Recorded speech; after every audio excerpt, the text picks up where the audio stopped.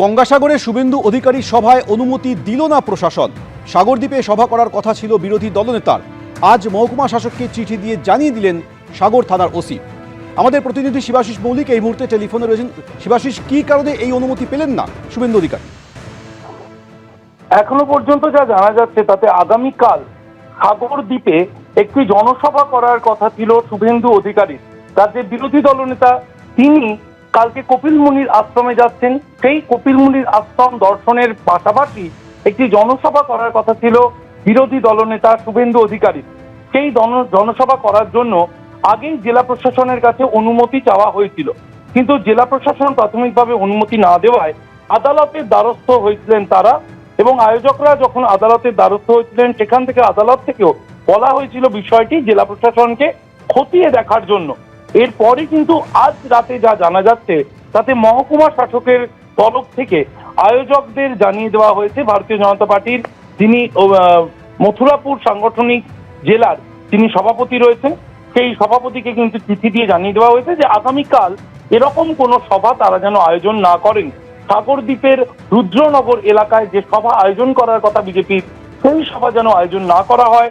এবং গঙ্গাসাগর মেলা 2026 সালের গঙ্গাসাগর মেলার জন্য ইতিমধ্যেই অনেকে এসে গিয়েছেন এবং সাধু সন্ত যারা আসছেন তাদের যাতে কোনো অসুবিধা না হয়, সেই গঙ্গাসাগর মেলাকে কিন্তু অন্যতম কারণ হিসেবে দেখিয়ে মহকুমা শাসক অনুমতি দেননি এবং সে কথা জানিয়ে দিয়েছেন বিজেপির মথুরাপুর সাংগঠনিক জেলার সভাপতিকে। ধন্যবাদ।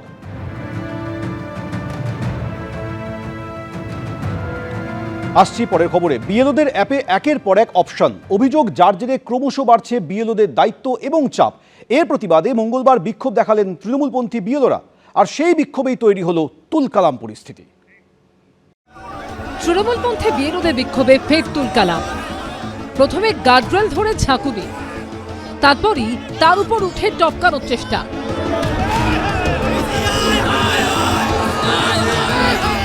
ব্যারিকেডের উপর তুলে দেওয়া হলো এক বিক্ষোভকারীকে, তারপর গার্ডরেলের ওপরেই তাকে নিয়ে চলল ঠেলাঠেলি। বিক্ষোভকারীকে এপারে পাঠাতে প্রাণপণ ঠেললেন বাকিরা, আর তাকে ঠেকাতে মরিয়া চেষ্টা চালিয়ে গেলেন পুলিশ কর্মীরা। উত্তপ্ত পরিস্থিতি আমরা দেখতে পাচ্ছি। ব্যারিকেডের এই পারে কলকাতা পুলিশের অফিসাররা এবং ওই পারে বিএলওরা যারা বিক্ষোভ দেখাচ্ছে। প্রায় 1 ঘন্টা বেশি সময় হয়ে গেছে। মাঝে মাঝেই কিন্তু ব্যারিকেড টপকানোর চেষ্টা, অর্থাৎ আমরা দেখলাম কিছুক্ষণ আগেই 4-5 জন এই ব্যারিকেড টপকে এই পারে চলে আসে। তাদের পুলিশ ডিটেন করে তাদের কিন্তু পাশে গাড়িতে বসানো হয়েছে। একদিকে পুলিশ বাহিনী, অন্যদিকে বিক্ষোভকারীরা। সব মিলিয়ে মঙ্গলবার ধুন্ধুমার পরিস্থিতি তৈরি হলো বিবাদী বাগে সিইও দফতরের কাছে।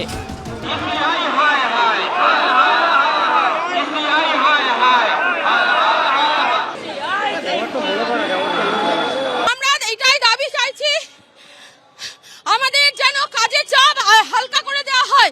যেখানে মাইক্রো অবজারভার নিয়োগ করা হচ্ছে, তাহলে সেই কাজগুলো কেন মাইক্রো অবজারভারকে দিয়ে করাচ্ছে না, কেন বিএলওদের উপর ঘাড়ে চাপিয়ে দিচ্ছে? বিক্ষোভকারীদের দাবি, বিএলওদের অ্যাপে একের পর এক নতুন অপশনের জেরে ক্রমশ দায়িত্ব এবং চাপ বাড়ছে বিএলওদের। এর মধ্যেই মঙ্গলবার ফের একটি নতুন অপশন যোগ করা হয়েছে সেই অ্যাপে।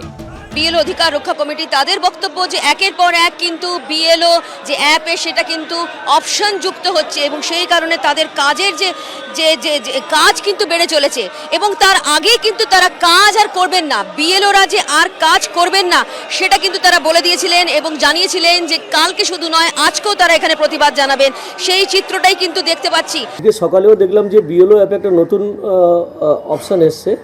সেই অপশানটার নাম হচ্ছে ইলেক্টরস উইথ নো ম্যাপিং। যাদের ম্যাপিং হয়নি তাদের বিষয়টা সমাধান করার জন্য নির্বাচন কমিশন আজকে একটা নতুন অপশান দিয়েছে। আশ্চর্যের বিষয় যে মানে হিয়ারিং না শুরু হতে হতেই এর মধ্যেই দেখা গেল 3-4টে নতুন অপশান দেওয়া হলো।